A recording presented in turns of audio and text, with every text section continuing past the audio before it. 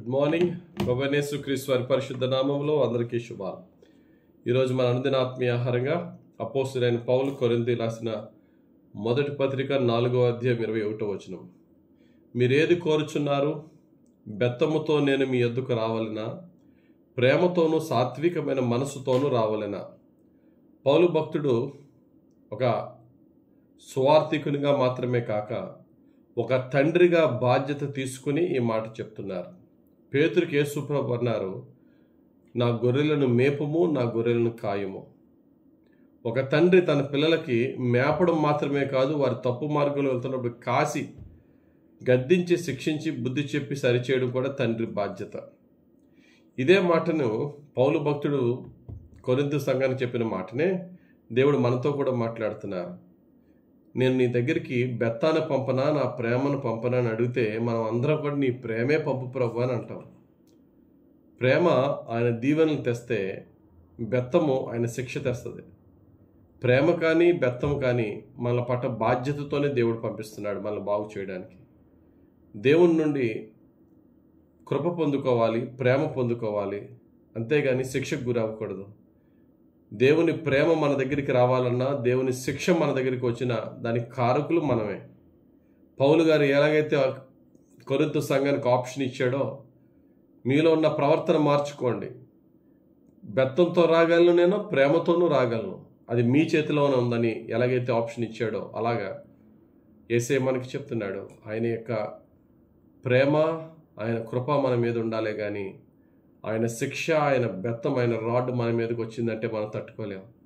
కాబట్టి ఒకవేళ మనం దేవుని శిక్షను ఆహ్వానించే క్రియలు మనలో ఏమైనా ఉంటే కనుక ఒకసారి మనల్ని మనం చెక్ చేసుకుందాం. దేవుని యొక్క పద్ధతి ఏంటంటే కొట్టే ముందు చెప్పి కొడతాడు దేవుడు. చిన్న చిన్న గద్దింపులు పంపిస్తాడు. ఆ గద్దింపులతో మనం సెట్ అయ్యామా, సరే, లేదంటారా భయంకరమైన శిక్ష మనం ఫేస్ చేయాలి. కాబట్టి దేవుడిచ్చే మేలుకొలుపులకు, గద్దింపులకు మనం సెటరేట్ అయిపోదాం, సరి చేసుకుందాం మన జీవితాన్ని. ప్రభువా, నీ శిక్ష వద్దు నాయనా, నీ ప్రేమే కావాలి ప్రభువా. నీ శిక్ష వచ్చే క్రియలైతే నాలో ఉన్నాయి, వాటిని తీసేస్తున్నానయ్యా. నీ ప్రేమతో నన్ను చేర్చుకొని ప్రభువా, నీ కృపతో నన్ను రక్షించు ప్రభు అని దేవుని అడుగుదాం. దేవుని యొక్క ప్రేమను మాత్రమే పొందుకుందాం. శిక్ష నుండి తప్పించుకోవటానికి కావలసిన మారు మనసుతో మన జీవితాన్ని మార్చుకుందాం. దేవుడు తన పరిశుద్ధ వాక్యం మన జీవితంలో నెరవేర్చును గాక. ఆమేన్. ప్రేమ కలిగిన తండ్రి, దయగలిగిన ప్రభువా, పౌలు భక్తుడు కొరింథు సంఘానికి బెత్తాన్ని పంపమంటారు, బెత్తంతో రమ్మంటారా, ప్రేమతో రమ్మంటారని అడిగిన విధముగా ఈరోజు నీవు కూడా మా ముందు నీ జడ్జిమెంట్, నీ తీర్పు ఉంది, నీ కృప ఉంది, నీ రక్షణ ఉంది. నీ కృప వైపు, నీ రక్షణ వైపు ఎదురు చూస్తున్నాం. మేము దానికి తగ్గట్టుగా క్రియలు మేము జీవించే భాగ్యం దయచేయండి. నీ తీర్పు మార్గంలో వెళ్తూ ఉంటే మా బ్రతుకును మార్చి సరిచేయండి. నీ మేలుకొలుపుతో, నీ గద్దింపుతో మమ్మల్ని సరిచేసి, నీ శిక్ష నుండి తప్పించి, నీ కృపతో రక్షించి మమ్మల్ని ఇప్పుడే మేలుకొలిపి ఈరోజే ఏమి మార్చుకోవాలో అది మార్చుకొని మా పాప బంధకాల నుంచి బయటకు వచ్చి నీ పాదాల పడి నీ శక్తిని వేడుకొని నీ శక్తితో రక్షింపబడే భాగ్యం దయచేయమని యేసుక్రీస్తు వారి పరిశుద్ధ నామములో ప్రార్థించి వేడుకొనుచున్నాం తండ్రి.